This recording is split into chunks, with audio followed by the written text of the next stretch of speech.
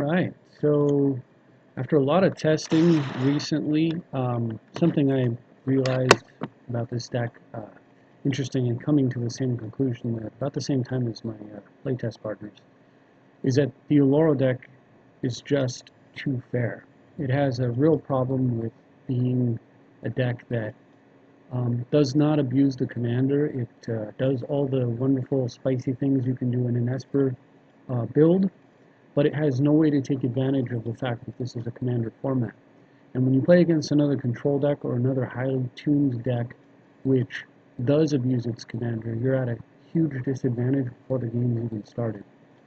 And the 2 life from Oloro barely matters. It does matter in the sense that occasionally, I've had my games where I've been necro locked and life from it got me out of it, and I've had uh, games where, of course, when I have Well of Lost Dreams out, it matters. But those are the first case is few and far between. Almost never, ever does a game come down to life totals. And in the second case, there are other things that we can do that are more powerful than that. For 4 mana, playing Well of Lost Dreams is okay, but for 4 mana, playing Zur the Enchanter and then just putting Necropotence into play is a million times better. Basically, when Necropotence comes into play, you win the game. So let's just play the commander that lets us do that. So with that in mind, I've made changes to the deck list. First off, minor change on the mana. I took out Cephalid Coliseum and I put in another island. Command Tower is back in the deck because it works again online. And I've added Reliquary Tower alongside the main deck Thought Vessel that we already had. And the reason is that the game plan here is to Zur Necropotence into play. We really just want to be able to fill our hand up, draw 30 cards and keep them all, and make the game unwinnable for the opponent as quickly as possible.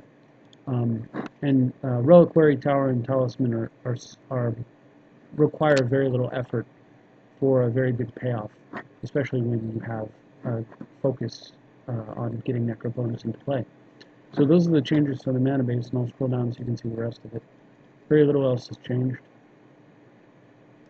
Meanwhile, in the main deck, a number of cards have changed. Humility's out because if we're going to be playing Zur, it doesn't make a lot of sense to nerf our Zur. Of course, we could play Humility after we've attacked the Zur and put Necropotence into play, but at that point, we've won the game and it doesn't really matter what we do. So there's really no phase of the game where Humility is particularly valuable, or at least this is the case that as I see it right now. So Humility's out because of the conflict with the commander. I went ahead and took out Dark Teachings and replaced it with Dark Tutelage rather, and replaced it with Detention Sphere. As far as tutorable targets goes, once we get Necro, we don't have to worry about it anymore, and having the ability to go get a card that's almost a Vindicate, which we can also force a will with, makes a lot of sense. So that was an easy swap. Well of Lost Dreams is out completely. It's actually been replaced with, there's no card drawing card that replaces it. Zur is the card that does that. So what I've done is actually added more mana to the deck. So unlike the Oloro deck, we get to run Mox Diamond, and there's also the Orzhov Signet in here. And I think that's it for extra mana. Felwar Stone's in here. Felwar was making its way into Oloro anyway. But as far as the Orzhov Signet and Mox Diamond goes, the reasoning is that hitting 4 mana on turn 3 with Zur is extremely strong. You can sometimes just slam Zur into play and then just win the game on the next turn by attacking. So having more 2-drops that enable that and do it off of stuff like, Ancient Tomb into Orzhov Signet, play an island next turn and get turn 2 Zur, that kind of stuff. Or first turn Mox Diamond, land, cast any artifact there on a second turn Zur. Being able to make plays like that is pretty huge. And losing card advantage to Mox Diamond is completely irrelevant when we're going to make up card advantage and we're just trying to steal tempo. The other change that's in here that you might notice is that Ivory Tower is in the deck. Ponder and Preordain are not. The Ponder and Preordain coming out of the deck is possibly, it's an arguable case. You could certainly play them. I wouldn't say you're wrong to do it at all. But what I was feeling like is that once I'm necropotencing, once I've got necro out, Ponder and Preordain are just speed bumps in my development, cards I'm not usually going to be actually playing for the most part, other than perhaps to trigger Terminus. And that's kind of a corner case. The rest of the time, prior to getting Necropotence out, in Oloro they made sense because I was digging for Necropotence, but in here, I needed to make room for extra artifact mana, and in here I would normally be pondering or preordaining on turn 1 to find artifact mana on turn 2 so I could get that turn 3 Xur. So it just made more sense to me to go ahead and just pull the 2 cards and put in the extra artifact mana that I wanted to draw, and that's how I made some of the slots for those cards. And then as far as Ivory Tower goes, Humility's out, and at one point Oloro was running both Humility and Moat. But Ivory Tower functions as the Humility in this deck. In a way, it's essentially a win con, because when you're reliably playing Necropotence, unlike a deck that's trying to go get it, you can be a little less focused on card advantage, but having the ability to gain a lot of life can really make a difference. And we lost that with Oloro, but more importantly, because we have these cards that give us unlimited hand size, there are games where you can play Necro and have an unlimited hand size, and then play Ivory Tower and drop down to almost no life at all. And then you get in this situation where you gain 20 life during the next upkeep, and you set 20 extra cards aside, and then you gain 40 life during the next upkeep, and then you set your whole deck aside, and maybe minus a few in case they have some way to make you drop cards, since you don't want to accidentally deck yourself. But other than that, now you're gaining just gross amounts of life. Of course, you can copy artifact if you, for some reason, feel like you need more. But basically, what it does is it puts a game way out of reach, like impossibly out of reach. And so, where frequently just having Necropotence out and dropping down to 5 life and having a lot of cards, doesn't always elicit a concession. I find that for 1 mana, I can get my opponent to scoop quite frequently by simply playing the Ivory Tower, jumping back up to life that's higher than what they're going to be able to deal damage to, and basically spelling it out for them that the game is over. So it's essentially just 1 mana, get your opponent to concede, but it also prevents us from being necro-locked, and I think it makes sense in here. It's very easy. There are a lot of life gain cards that could be used, and it might be interesting to use something that we could fetch with Xur. There's a blue and white enchantment that gives him +2/+2 and lifelink, for example. But I don't really want to rely on having to attack with Xur more than once to win a game. I think I like Ivory Tower a lot more too, just because of the fact that it's so cheap. 1 mana, easy. You can trinket for it, you can fabricate it up, and then once you gain, and the fact is that for 1 mana, you can sometimes gain 20 life. There's really no card that's comparable to that in terms of efficiency, which is where you want to be when you're drawing lots of extra cards. Of course, we can also fetch it with Tezzeret and stuff. So, and the fact that you can copy artifact, it can matter too. I certainly had games where I just played Ivory Tower and copied it. It was only gaining 6 life per turn, and occasionally 4 life when I had to play a counterspell. And my opponent's just trying to hit me, and it's that same Oloro effect where you just ignore them and just let them beat against your endless life total, and then you have all the time in the world to play the commander and replay it, and if they kill it, or do whatever you want to do. So that's the rationale behind the deck. Now let's take a look at how it works. We haven't lost too much interest here. I had 1 loss today with this deck, and that's because from the first game until here, I actually had literally 0 ways to mass remove creatures or even deal with creatures in mass.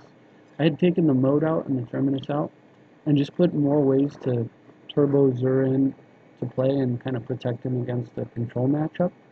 And that was just over the top. While you saw I won many games with no defenses at all, really, just on the power of drawing a million cards early, I finally faced a guy halfway through the day where he had just pure aggression, And the fact that, and I sat there looking at it with the mystical teachings and having neither moat nor terminus to go fetch, either one of which would have put the game way out of reach for him. Instead, I just sat there while I got beat down because I had nothing. There was nothing to fetch. So after that, I switched those two cards in and it was smooth sailing. So let's go through some of the games after the moat and terminus are in. One thing that's different though is that I think in all these games, I still had the Cephalid Coliseum as opposed to the fifth island. It was after the games that I realized that I really just wanted an extra island to tax for, and I wanted to not be dealing damage to myself since I don't have completely free life totals like I do in Oloro. And every life is a card. And the fact is that Cephalid Coliseum is just not as good in this deck because the way that the game goes, once you start drawing a million cards with Necropotence, you just don't want to. It doesn't matter. So I do need to turn off the sound. So one moment, I'm going to go in here and go into, I think it's India settings. No, account settings. No, somewhere in here, display and sound settings. Okay, there we go. Okay, so let's get back to game history for this week and take a look at some games. And hopefully, I haven't bored you too much with all the talk, but it was a major change, and I wanted to kind of describe why it was made and what the thought process was behind it. So, in future videos, we'll move into games a little quicker. So, of course, I'm playing Zur. Freya Wind here is playing Jinara, and I have a perfectly keepable hand. Nothing particularly stellar. We're not dropping turn 2 Zur. I lead off with the Spell Pierce mana, of course, hoping to catch a Soul Ring or a Mana Crypt there, and then top deck Talisman, which is really nice. So now I can actually swords. I can swords if he has a creature play, or I can Spell Pierce if he has something like, well, Luminarch Ascension. Although I was thinking more along the lines of the card I always fear, which is Sylvan. So, thanks to that timely Talisman, I go right into the turn 3 Zur. This is where you want to be. And Freya Wind's got removal. But part of the reason why I just let off with the unprotected Zur is I had the Grim Monolith, so I knew he was just going to be able to play another one. And Freya Wind has removal. So, I go ahead and just copy the Grim Monolith, say go. Now I've got Vampiric and Force of Will. And my opponent goes ahead and plays Jinara, which is kind of what I was thinking would happen. Just sitting on the swords there. So I go ahead and vamp into the turn. And go get Teferi. So the reason I got Teferi here is that with Teferi and double Grim Monolith running, my opponent is gonna I'm gonna continue to cast my commander, and even if my commander gets killed, my opponent can kill this commander over and over, the amount of mana that I'm producing now. Eventually, they're going to run out of removal, and then I'm going to break their back by attacking and then refilling my hand.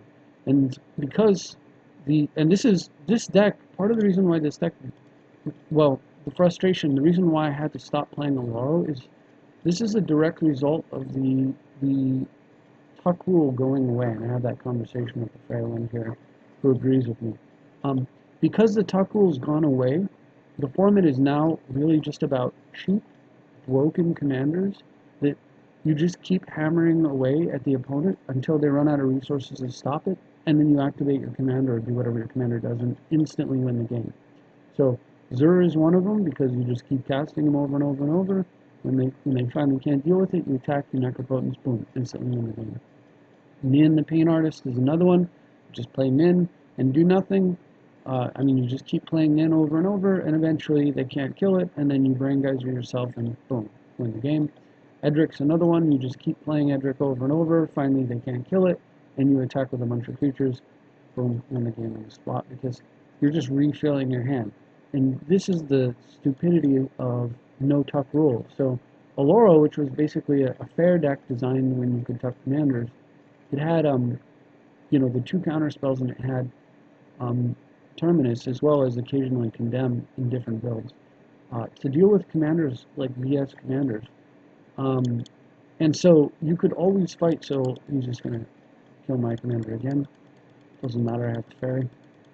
The fairy I tutored for. I even have extra mana here to play Crucible. I don't have any targets, but I'm a little worried that it's going to blow me out with something like Chroma's Wrath, but otherwise, or Planar Judgment, but otherwise I'm pretty good shape.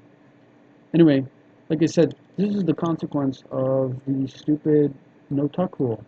Now that cards that say they put cards on the bottom of your library don't actually do what they say, thanks to the special status that commanders get, you can just abuse the hell out of commanders until the opponent gives up or loses. And there it is. I played Zer, what is it, 4 or 5 times? 4 times? Eventually it sticks, and boom, the game's over. So I just draw a billion cards here. This is actually like, I was on autopilot. I kind of forgot that I didn't have unlimited hand size here, but it doesn't even matter. So I'm going to have to throw away and lose a bunch of cards, but who cares? So I throw away like a bunch of lands, and I think I'm going to just play a bunch of lands, some artifact mana that's unnecessary, and a disenchant that hasn't had any targets for the game. So, yeah, we can have Kira and Omnath, no problem. I'm holding Terminus, planning to use it, so go ahead and just charge. Get myself attacked because I'm running out of decent targets now. Brian Weissman has a version of this deck that uses combo kill that I don't play with. And I don't want to talk about it too much because I don't want to steal his thunder, first off, and secondly, I don't know if he wants to reveal his deck. But suffice to say, it's a very reasonable combo kill. You can fetch half of it with Zer, and of course, because you're going to get Necro, you're going to find the other half. If I was playing with the combo kill, my opponent would have lost on this turn. But because I'm not, I have to continue to play the game out just a bit, so no problem. He said, I'm basically playing with the combo kill as well, but my combo is Necropotence and Ivory Tower. It's just a 1-card combo, essentially, since I get to tutor up the Necro with Zer. It's just Ivory Tower, and the inevitability that provides. So my opponent's got, 1 card in hand. I'm fiddling around with just making things. So yeah, I have Separate Coliseum there, and I used it, but it doesn't matter at this point, right? So I go ahead and just condescend to the Dome. I was going to set my next few cards up, and then from there, of course, I was going to get some more life. We're going to get the land tax, grab some life off of the lands that I was going to put in my hand. I can activate top and my upkeep with Ivory Tower on the stack. Just grab a bunch of extra life here. It's going to impulse end the turn, of course. Grab a bunch of extra life here, and then from there, play Future Sight and start using Teferi and find one of the unlimited hand size cards, and obviously just have an overwhelming advantage. And Freyawinn's quality player who recognizes that there's no out here. Was going for kind of a last ditch play there, but not going to happen. Once Necropotent's been activated, it's done. So next game, my opponent's playing Maelstrom Wanderer. So obviously I have a keeper here. So the reason I haven't taken out Dark Confidant, by the way, is that I feel like Dark Confidant, I'm just going to run the game. I feel like Dark Confidant is just too compact of a card drawer and too valuable against blue decks. Other things that I haven't taken out, like Lantex, Spolrak. So Lantex, Spolrak, Dark Confidant, these things are not that good when you're playing. Like, if you consistently get Necro out early, these other engines are pretty inferior. Future Sight, Jace, the Fairy, I think are all good because they do multiple things, or they're super efficient at what they do as far as a Future Sight. There's no better. It's the one and only card that may actually be better than Necropotence quite often. But Confidant and Tax Rack are not. However, because of the fact that it's so cheap to play these cards, and I do have situations. I've had too many situations in the past where I've had to mulligan, mulligan down to 3 or 2 or whatever. I'm leaving them in the deck for now. Um, I feel like cards that are really good pre-Necro are cards I want to play, and cards that are redundant after Necro are cards that I can live with. I can handle that situation. So obviously things aren't going too well for my opponent here. And the reasoning is that once I've Necroed, I think I win the game anyway. So I don't really worry about having like those redundant cards after the fact. Anyhow, I'm gonna go ahead and play Zur and slam a Winter Orb down. My opponent's got an Ancestral that's like waiting to go off. I'm actually just planning to just let it resolve from here, and then just sit on mana drain to deal with any play that might follow up that is relevant, which is unlikely to be much. And then next turn, of course, I've got Thought Vessel and Zur going. So if you were wondering why I tutored for Thought Vessel, this is the reason. You can do plays like that when you're playing Zur because you can be pretty sure that you're gonna be putting Necropotence into play in short order. So from there, once Necropotence came out, I'd Necro down to, I don't know, maybe 10-ish, 15 or something. I grabbed 16 extra cards or however many, and then go get myself an Ivory Tower, and then like I said, just draw and draw and draw some more. And the neat thing about Dark Confidant, of course, is because it's not an actual draw effect. This opponent, by the way, wanted to play another game, so we'll go ahead and just hit play. Because it's not an actual draw effect, even if you did draw your whole deck, try mulligan into this hand here. Even if you did draw your whole deck, Confidant won't actually kill you because you'll just reveal nothing and pay and lose 0 life. My opponent leads off with Ancestral Vision again, but the card's just too slow for the format, I think. There's a conversation I had with this individual afterwards, and then he stated that, oh, okay, well, I guess I just gave up. Anyway, he stated that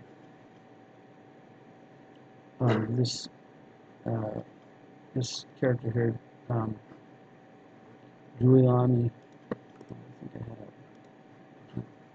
a, I can't. Anyway, Wafo Tapa Guiami, I don't know how it's pronounced. Anyway, that guy says that, apparently says that Ancestral Visions is a good card. But later he explained that he was talking about Dual Commander, and I think in Dual Commander it makes perfect sense. I'm sure it's a great card in a slow format like that, but in a fast format, I don't think that Ancestral Visions is quick enough to get it done. As you saw, both those games were essentially over before it ever even got off the stack. Anyway, so this opponent here, Diggity Diggs, is playing Daxos. So, experience counters, makes free guys, not too much of a big deal there. Since he let off with Temple, I went ahead and wastelanded him. Looked like his mana might be fragile, but it wasn't. So, funnily enough, this guy plays Rest in Peace against me.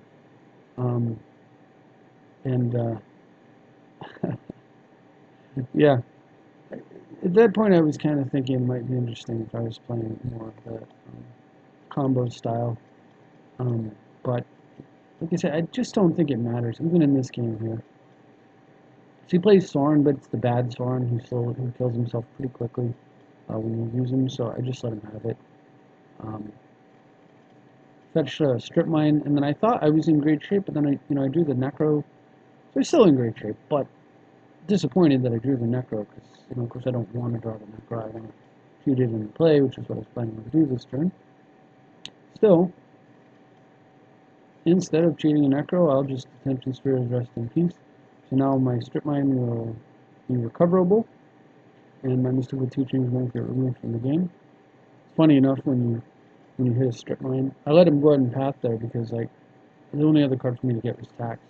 But it's funny enough when you hit a Strip Mine, you exile a when you use Detention Sphere to exile Rest in Peace over his freaking Planeswalker, and you know the Planeswalker is probably not the greatest. Anyway, opponent gives up when I Enlighten Tutor here. What I was going for, I'm sure you can figure it out, but in case you're wondering, is Yielded Lotus. So I just get Yielded Lotus, play Ard Mesa, slap the Lotus into play the Necro, fill up the hand. Teachings back on that up in the winter orb. But my opponent had seen enough, so that's fine with me. Stay here. It's Fury.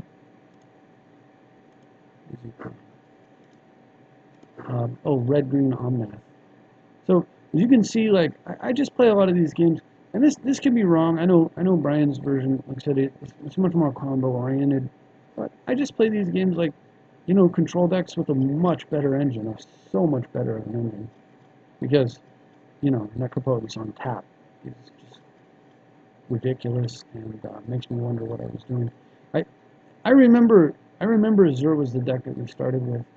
The reason I had switched to Oloro specifically was because we discovered the Tuck counterspells, and I realized that there was a way to beat Azure, because they had to be the aggressor. They had to play a 4-mana sorcery, and I could stop it with a 3-mana instant. Or if I couldn't stop it, then I could fetch Terminus and tuck it that way. So because I had an answer to Zur as well as every other commander, I switched to Oloro because I enjoy control. I enjoy playing control matches, as you probably realize by now. But I enjoy not losing and still playing control. And this deck just does a much better job of that. So anyway, this guy has gotten mind twisted, and I went ahead and just I drew the Necro again, so I went ahead and just played the Moat, and then fetched up an Ivory Tower. There's about no way he can win now. Eventually, I'm going to get the Necropotence into play. He's got no hand at all, and I'm just building up my the inevitability here. I'll go ahead and just copy our artifact, Ivory Tower. I've got Force Will with the Tension Sphere. So one of the nice things about having the Tension Sphere, of course, is that it's blue, or things like that. So stack things in the correct order, so I gain maximum life off the double tower. And then Mystical into Teachings. And attack my way into the only enchantment left in the deck. Funny enough, I'm going to actually get to use it.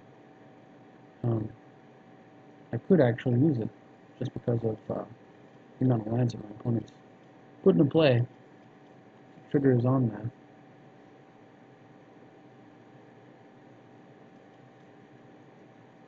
So anyway, end of his turn, I'm going to Teachings, and I'm going to go get myself Reliquary Tower.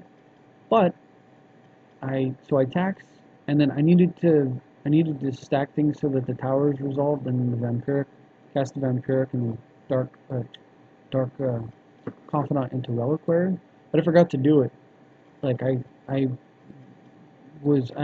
still getting used to, you know, stacking my effects in this deck. So in this version of the deck. So I missed an opportunity to do that there. Replace Hall Breach. Of course, I'm gonna remember that. And I guess at this point he realizes that nothing's ever going to resolve again, and goes ahead and gives up. But the next card was, in fact, Reliquary Tower here. It was going to pop into my hand. I was going to gain 6 life for 43, slap the tower into play, and then Necro for maybe not 40, but, you know, 30-something, 35 maybe. Draw like half the deck, and then on the next turn, of course, I would have gained, I would have had 7, 6, I would have had 6 and 35, you know, 40, roughly 40 cards in my hand, assuming I played a counterspell. I'd had 40 cards exactly, and then during my upkeep, I would have gained 80 life, minus 6, I would have gained 74 life. And that's what I mean about Ivory Tower. Like, you just can't. I mean, once I gain 74 life, it doesn't even matter. At that point, he can go ahead and draw himself a Frozen Grip, destroy the moat, start attacking with all of his guys. He can attack with everything he's got, and it's just not going to matter whatsoever. Of course, I would have put the rest of my deck in my hand, basically, or just about all of it with the Necropotence there. And, I mean, what's he going to do? I mean, I would have gained 40 life next turn, and the turn after that, I would have gained, you know, 80 life per turn. So, it's just basically the nail in the coffin against pretty much anybody, unless they're playing maybe Mirror Universe or some kind of decking strategy. But if they are, then of course we have other things that we can do against those types opponents. So here I'm playing Derevy, and Derevy certainly can be challenging, but as long as he doesn't get too fast at the start, oh well, I guess he's going to go fast start. A real fast start. So going first, then he gets the Soul Ring. He didn't get the first turn ring though because he played Colonnade, but it doesn't too much matter. He's got 2 more lands and his commander out. So let's take a look at the situation here. 1, 2, 3, 4, 5, 6, 7, 8 mana and a Derevy to 3 mana. Not looking too good. And so I drew Ivory Tower here. Obviously, it's not the greatest thing. But what's nice about Zur here is that Zur actually will block Derevy. So I could have blocked there, but I decided to go ahead and just let him hit me. And the reason I did was I was tapped out and he hadn't tapped anything. So if he untapped one of his own lands, it basically gets him, like, unless he has an instant to play, it didn't look like he was going to be able to use the mana. And since I was tapped out, it certainly wasn't going to affect me any. And the thinking was, if he had some kind of a giant growth effect, I didn't want to have to deal with. I didn't want him to kill Zero. And the impact of Derevy hitting me in that situation was pretty trivial.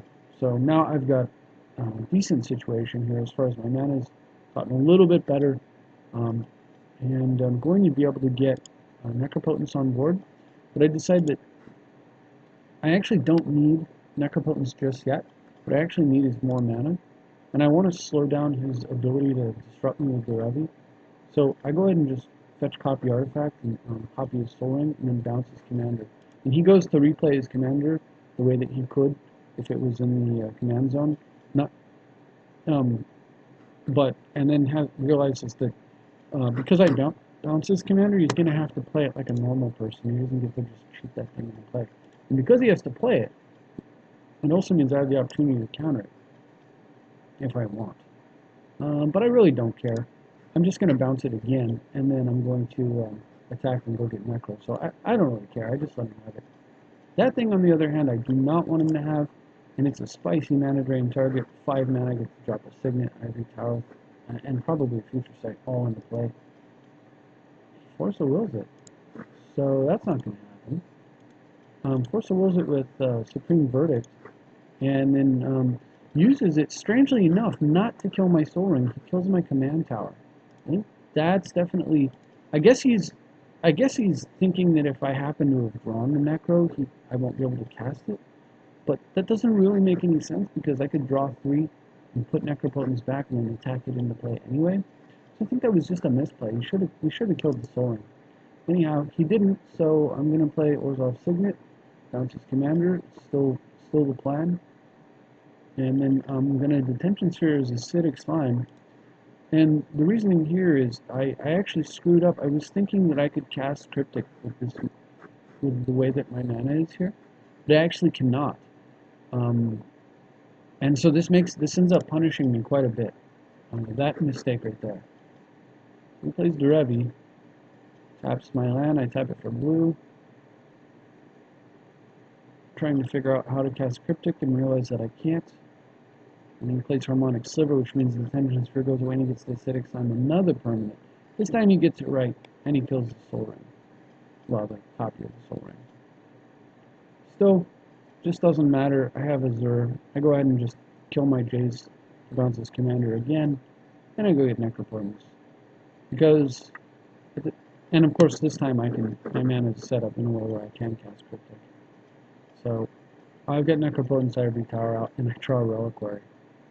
Of course, he's got a Strip Mine over there, so I kind of need him to use it. But he uses Derevy to untap a land, so that frees me up to tap all his guys and draw a card. And he Strip Mines, which is fantastic.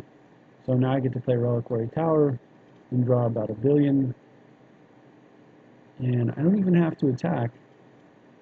So, and then, okay, so here's the thing. So I set aside a bunch of cards for Necropotence.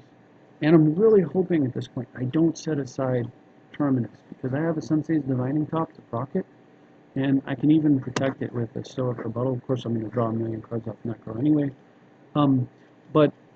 So surely I would have found a counterspell. But the point is, if one of these 22 cards I set aside were Terminus, I wouldn't have been able to tutor for it right there. So basically, if it had been Terminus, I would have just tutored for, something else. Fortunately, none of the cards I set aside were Terminus, so I go ahead and don't attack with Zur, because I don't want to shuffle my deck, first off, and secondly, I'd like to have a blocker, so he gets to mess with my mana a little bit less easily, and all these cards make their way into my hand, including the Lovely Force of Will. It's sort of like a shadow. I'm not going to force it. I can vindicate it later if I want to. But for now, the play is Terminus away his board. Just doesn't get rid of Derevy. There goes, hangs out for a little while, and then I jump up to 29, and at that point, the game is clearly over. I get to draw another however many cards. How many cards do I get to draw here? I don't know. I mean, I probably draw like maybe 20 cards and make my hand size 46 cards, and then gain, well, somewhere over 40 life next turn, and then from there, of course, I get to draw down to a few cards left in the deck. I mean, at this point, my opponent realizes that the game's over. But the reason the game's over is because I have the 3-card combo, which is really not that much of a combo. It's Necropotence, any way to have infinite unlimited hand size, of which we've got 2, as you can see, and simply playing Ivory Tower is a nail in the coffin. I played it early. My opponent didn't fight me over it, and never destroyed it, and I figured he wouldn't, because why would he? I had like 1 card in hand, and why would he even care? But banking on his, like not knowing how good it was going to be later, I threw it down early, and as you can see, here's the payoff. So, I don't know. I don't know if a card that lets you win more when you've got Necropotence really makes that much sense, but on the other hand, I know I wouldn't have wanted to be at 3 there and then had to finish the game. So, anyway, here's my opponent playing this stupid guy that gives you a bunch of, that tries to win by stuffing your opponent full of cards. So I had to keep unfortunately though, I had to keep a weird hand where I actually played first turn Mox Diamond Soul Ring and had no other play. And I kept it because I had Dark Confidant, and also because I had Soul Ring. But I actually didn't have a second land, so I could have made a first turn, Mox Diamond land Soul Ring Confidant play, but I wasn't able to do that. So my opponent suspends a Wheel of Fate, which is Wheel of Fortune with Suspend. And I'm just sitting on Gilded Lotus, making sure that with Muddle, because I'm afraid that my opponent's going to Vandal Blast me. And then I go ahead and play main phase Factor Fiction off of Theron Dynamo in order to get a land drop. He plays Spiteful Visions, which is a Howling Mind attached to a Underworld Dreams. So drawing 2 cards per turn. It's at the beginning of draw step though, so if I get a Necropotence out, it'll shut that off for me. But I'm not going to worry about it too much, because we're doing pretty well on cards. That thing's feeding me extra cards, and so is Dark Confidant. Yet again, another situation where I'm pretty happy about Ivory Tower, because normally, I'd have to go get a disenchant and then kill that thing. Now, I don't give a darn about it. I'm going to just ignore it, and all the extra damage that I take is already canceled out by the Ivory Tower. I go ahead and kill my Jace in order to improve my hand. He dies because the Spiteful Visions triggers off the card draw. But I'm not too worried about it, because I'm already drawing tons of cards. And then Forbid with buyback his memory draw. So I really don't want him to have extra. Not that many cards. It's too many. And so, because I'm planning to play Future Sight, I just, I can throw away Crucible, I can throw away Muddle. All that stuff's fine. I've got Forbid going. And then I luck into a top. So basically I have a Necropotence out for mana, because I'm going to, what happens is every time I use the top to draw, I'm taking a point of damage. So it's basically 1 mana, draw a card, take a 20 damage, just like a Necro. And I refill my hand. I've got plenty of mana to forbid with buyback his Wheel of Fortune effect, to forbid with buyback his his Spring Madness, which is a windfall effect, and then I forbid with buyback his Molten Psyche, which is essentially a Winds of Change effect. And for all of you old school players, you probably know what all these cards are. For the rest of you, trust me, it doesn't matter. Each time he was going to try to refill the hand, so 4 cards to refill his hand, none of which resolved because of 1 forbid. And we're about to just refill my hand and rock on with Ivory Tower life there, making his damage irrelevant. Pretty cool stuff. So, funny thing is, I mean, to me in that game is I didn't even have to cast my commander. I just won with standard control package. Anyway, this guy's playing Toshiro Umezawa, and triggers on creatures on my side dying, so I'm not super worried about it. But he does ritual out, Dark Ritual out of Phyrexian Obliterator, and because I let off with Urborg instead of Mana Confluence, when I draw a turn 2 Terminus, I actually can't cast it here. So I just played turn 2 Zur instead as a consolation prize. He's got Umezawa's Jite, but no way to kill Zur. So from here, I'll just get a Follower Stone. I've got Condescend that I'm planning on using. Going to exile his big guy. He plays basically a tutor, demonic tutor. I'm not going to condescend that, even though he could get a card that I can't counter, like a land, because I'm in pretty good shape right now. So I go get Necropotence. Oh no, I don't get Necropotence. Sorry, I get him as always Jite, and then I play Winter Orb.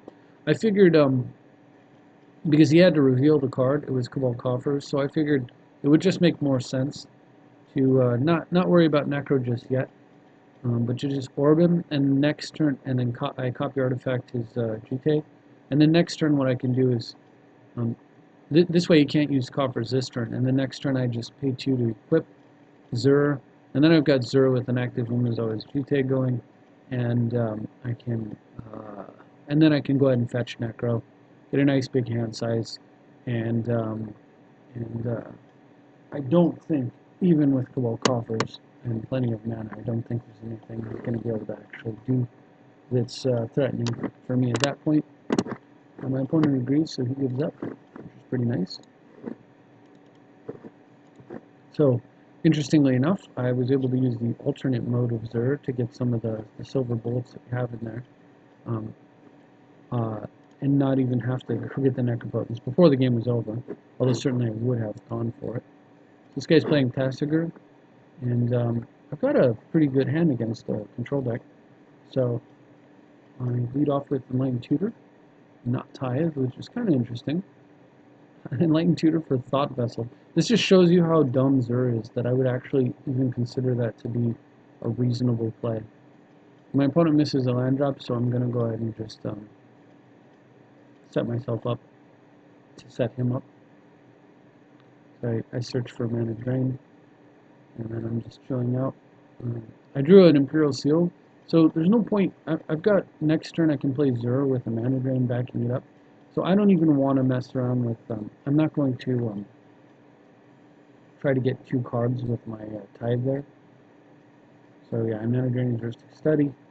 And instead I just fetched Jace as a backup plan. I figured I could go Jace with Mana Drain backup, and then, or I could go Zur with Mana Drain backup, and then if something went wrong, like let's say I counter and push it through and then he kills it, then on the next turn I figured I'd play Jace. But because he played the Ristic Study and I had Mana Drain mana, I drained into the Jace this turn, and then I was going to also cast Zur. I was going to draw 3, put some cards back, and then hopefully find a fetch land, and then play a land and cast Zur. And then he would have been facing both a Zur and a Jace, and I think at that point my opponent realized it was pretty hopeless, so so he scooped it up there. And last of all, I've got this game against Zebra. Playing Frosh, and he sees her and gives up. Probably a good thing. He's definitely not favored to win. So there you have it. Those are the Zura games after making the adjustment here, where we added actual lock cards and creature answers like Terminus and Mo. You saw it came into play. It mattered a few times, and of course it would matter. It was just I started out, I needed to test the deck somehow and then make the adjustments. Also, you saw that there was the Cephalid Coliseum I used where I didn't even have to in that game one time. But the rest of the time, Coliseum just continuously chipped away at my life total for absolutely no purpose at all, which is why it became the extra island. It just doesn't make as much sense in here, I don't think. I think there was a game where I was taxing and I ran out. I had like maybe 2 islands I could fetch. Whereas if I had had Coliseum in the deck, I could have gotten 3, so yeah, another reason. So, I mean, overall, I think, you know, the deck has extra land. One card that it could be playing, I think Brian's playing that I'm not playing, is there's a land that, I forgot what it's called. I think it's Cavern of Souls.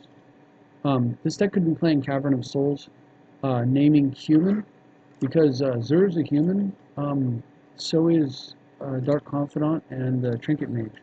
So other than Phyrexian Metamorph, if you play, which is a shapeshifter, if you play Cavern of Souls naming human, the opponent won't be able to counter any of those 3 cards, and those are pretty good humans to be resolving. So that's a card that could make the cut in the deck, just to make it even harder for control players to deal with Zur, and he's already, you know, bad enough. I think it would make sense to put it in the deck. I'm just not sure exactly where that land would go. I also don't have the tickets to try to, buy myself one. It actually was a pretty rough scramble trying to figure out what to trade off and what to keep in order to put the deck together as is. So there are actually a number of other differences between my deck and Brian's. So hopefully he'll feature his Zur deck maybe on his channel or something like that. We'll be able to see some of the differences, and then we can like try to figure out. I'm usually somewhere between where his builds are and my builds are. Somewhere in the middle is where the right final build is located. But you know, I wanted to stay as close to Oloro as I could. And his deck focuses really heavily on commander abuse, and it definitely doesn't make sense. Like, it doesn't seem wrong to me. It doesn't make sense to say one way is better than the other without getting enough data, because it's not wrong to try to just jam Zur down as fast as you can and attack and get that Necro into play. I've long thought Necro needed to be banned from the format. I also think the Tuck rule is absolutely absurd the way that it works now, but this is the format we've got, so you know, I'm going to do what I can and take advantage of it. So, anyway, this has been a really long video, but it's been also over a year since I've changed decks, and while this deck is the same color scheme as the Oloro deck, it does play out fairly differently in a lot of ways. So yeah, figured to do a longer video just for that reason. So I hope you've enjoyed it, and thank you for watching. We'll see you next time.